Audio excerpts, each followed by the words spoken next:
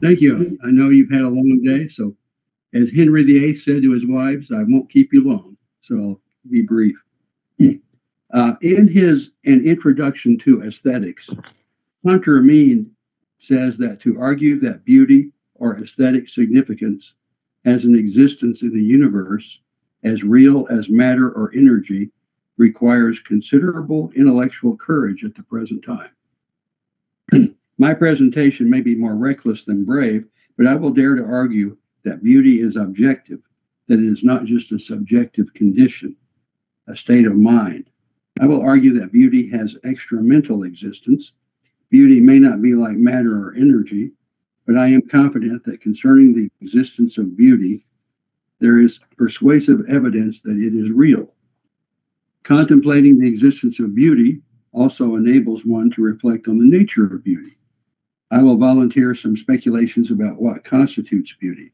I will also give skeptics a voice by considering a standard argument against belief in the objectivity of beauty. So my discussion will be threefold. First, I will argue that beauty is real. Secondly, I will explain that beauty consists of certain qualities evident to our common awareness about aesthetic objects.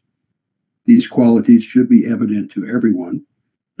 Thirdly, I will address the most common reasons skeptics assert for doubting the objectivity of beauty, making the case that their principal reason for doubting the reality of beauty is not as strong as they believe it is. I should mention that several of my arguments rely on the work of the Hungarian aesthetician Francis J. Kovács. So part one. The argument for the reality or objectivity of beauty may be summed up as follows. When one reflects on aesthetic experience, one recognizes that sometimes people experience in a disinterested way cognitive delight. Sometimes people behold certain artworks or natural occurrences which bring about delight. There is something known, and there is a delight that accompanies that knowledge. This recalls the classical definition of beauty as that which, in a disinterested way, that is to say, without ownership or use, produces delight when known. The experience of cognitive delight is a contingent event. As such, it must have a cause. What is the cause of the delight? What is the cause of the knowledge? Answering these questions points toward the reality of beauty. As to the cause of delight, the cause is either from outside the beholder or from within the beholder. It is not reasonable to think it is the latter, that it comes from within the beholder, because the beholder would be aware of generating cognitive delight if he or she caused it. Such a condition would be analogous to artistic production. The artist is aware of conceiving and producing an aesthetic object. It involves an active awareness necessary for creating an artifact.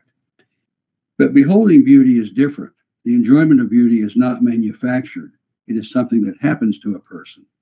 Of course, it does not happen to everyone, nor does it happen to a person every time a person encounters a beautiful object. There are reasons, some of which I will discuss shortly, why beauty may not be recognized or appreciated, even though it is real and available in experience. But we can be sure of this much. Sometimes, for some people, an experience of a certain object or objects produces cognitive delight, an experience of beauty. I can lend precision to my argument by the following reflections. Experience shows that delight is caused by some kind of possession. This is why delight has often been defined as the resting of the will in the possession of the good desired. Human possession is either physical, moral, or mental. Consider each of these alternatives in connection with aesthetic delight. First, the delight of the beholder is not caused by physical possession. There is no physical union between beholder and object. It is not like assimilation of food and drink. This is why eating and drinking are not aesthetic experiences. There is distance between aesthetic beholder and object. The beholder does not touch the aesthetic object except in the rare case in which the beholder touches a sculpture to examine it more closely. The fine arts, as a rule, transcend the possibility of being touched. Consider instrumental and vocal music and poetry. Furthermore, it would defeat the purpose of the aesthetic display to interfere by touch. Consider touching an actor or dancer while performing. This is why authorities in art museums cautiously watch patrons, warning them not to touch objects. Just as there is no crying in baseball, there is no touching in art appreciation. Nor is the delight caused by moral possession. Moral possession refers to the right to own or use property. As a rule, beholders do not own the objects they behold, nor are they available for use. In fact, many artworks cannot be owned at all, like the plays of Shakespeare or Mozart's piano sonatas. Even in cases in which people own art and could use it, say to prop up the door with the Mona Lisa, the aesthetic delight as aesthetic is non-utilitarian. Hence, ruling out physical and moral possession, mental possession alone remains as the reason for aesthetic delight. The beholder experiences a delight that is unique, a delight of an object that comes about just by knowing it. That is to say, a delight altogether independent of utility or ownership. So we come to the conclusion that aesthetic delight is caused by knowledge. Accordingly, the experience of beauty is the disinterested satisfaction which the beholder has while beholding some object. Let us turn from consideration of what causes delight to what causes knowledge in the experience of beauty. To experience an aesthetic object, one must have sense organs. Eyes and ears are essential, since the other senses don't receive an object sufficiently ordered to know it as beautiful. Pluralized impressions of flavors, smells, or touches don't provide a perceptible object sufficiently organized to be judged as beautiful. Since an ordered impression seems to be necessary for the experience of beauty, sight and hearing are the aesthetic senses. Moreover, these senses must be able adequately to function. Implicit in these observations is the judgment that three conditions must exist for the apprehension of beauty. First, the presence of an object or objects. Two, the possession of seeing or hearing. And thirdly, eyes or ears that must function. When these conditions are present, sometimes something happens to some people to produce cognitive delight. These facts show beyond a reasonable doubt that beauty is objective or real. There must be something known to cause aesthetic delight. Something which causes delight when known has been defined since ancient times as that which is beautiful. So understood, beauty is arguably a combination of truth, knowledge, and goodness, an object of desire. Some points of clarification are needed. Beauty is something that happens to a person. Ordinarily, he or she does not conjure or invent it. But this is not to deny that the beholder can conjure up in his imagination and memory aesthetic objects to contemplate. Some aesthetic objects are instrumental, not real. But the beholder does not confuse an experience dependent on an external cause and one conjured up internally by imagination or memory. My memory of a beautiful mountain is not the same as beholding the mountain itself. Our ability to discriminate between aesthetic objects in this way is further evidence that some beauty is real. Part 2. If beauty is objective, one must ask what is in the object itself that constitutes beauty. Since ancient times, a plausible answer to this question has been promulgated and defended.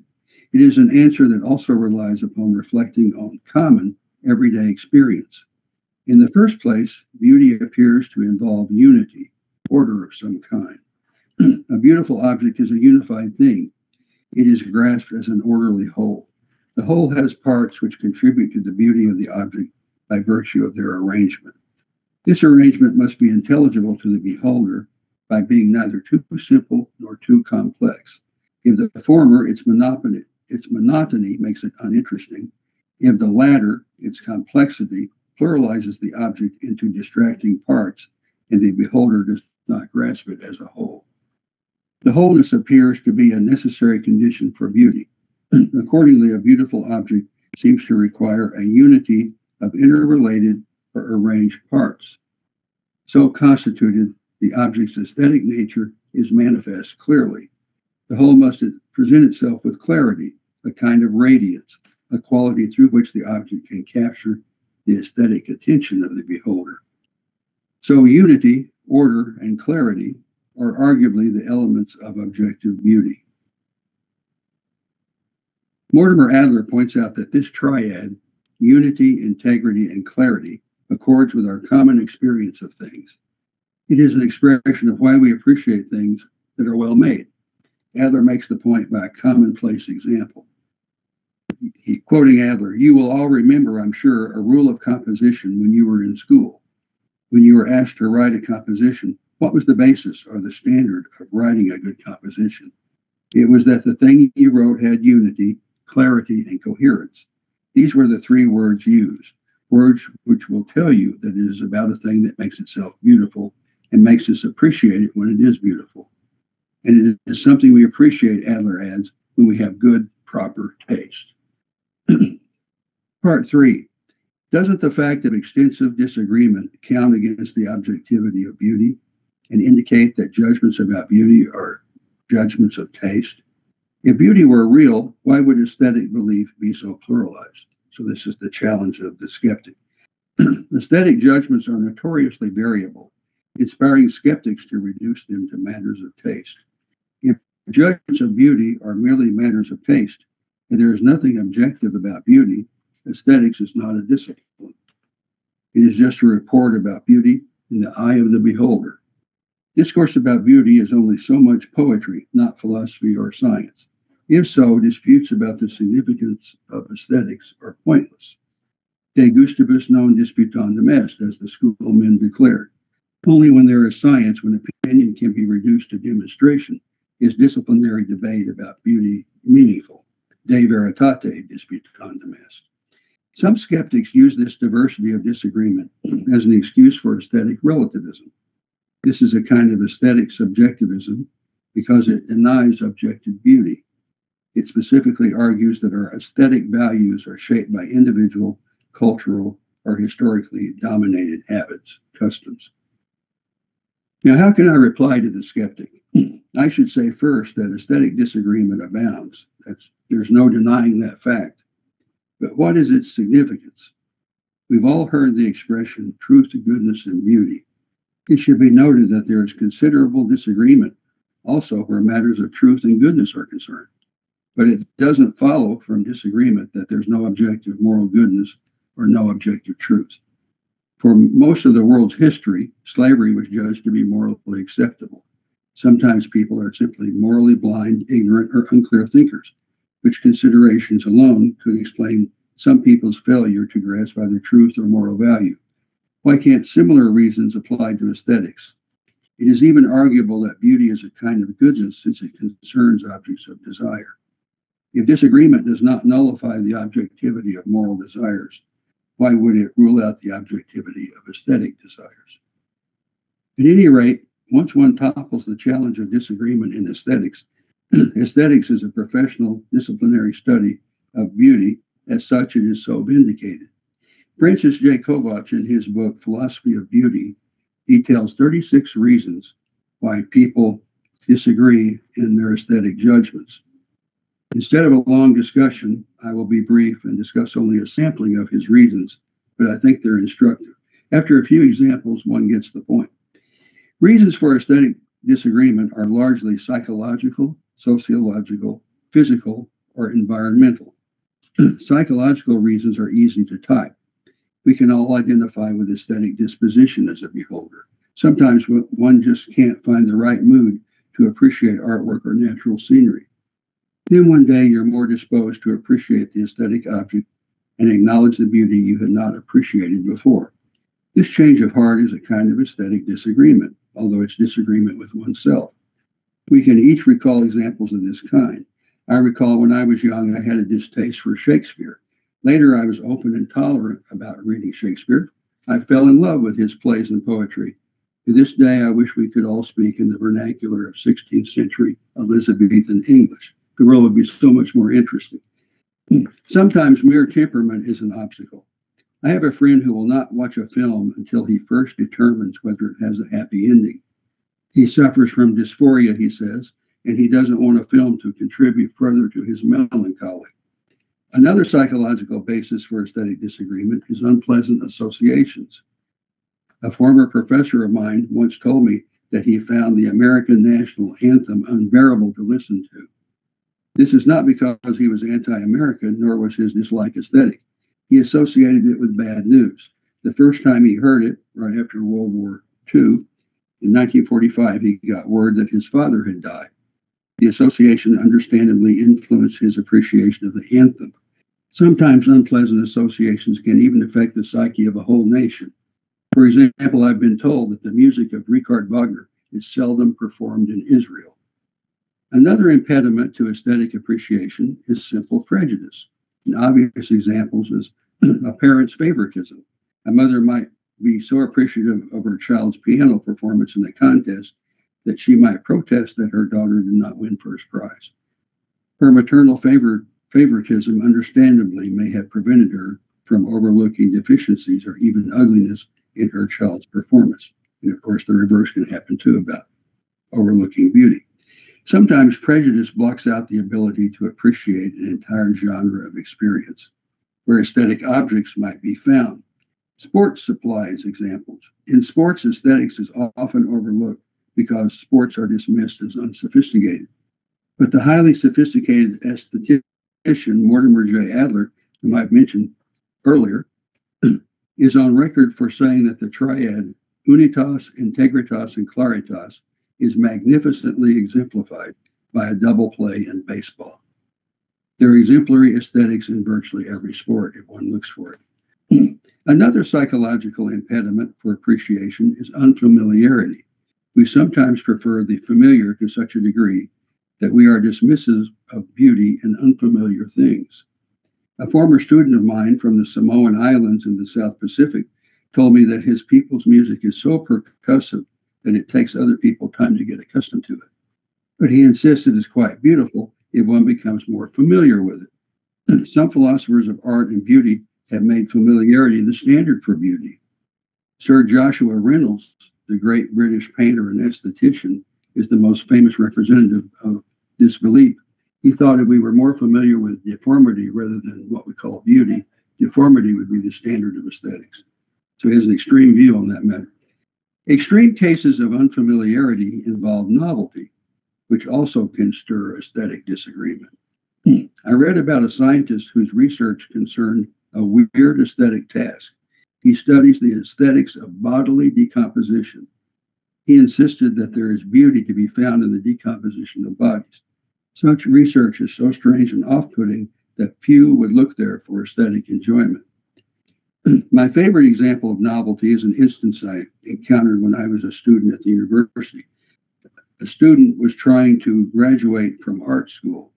His prospects for graduation were doubtful unless he could come up with a final art project that would impress his instructors.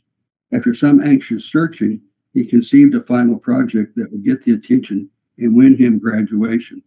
He took a hammer, knocked a hole in the wall of the art gallery, put a frame around it, and declared it is his final project. He titled it Destructive Novelty. His professors were impressed and he was awarded a degree. Let me mention a final example.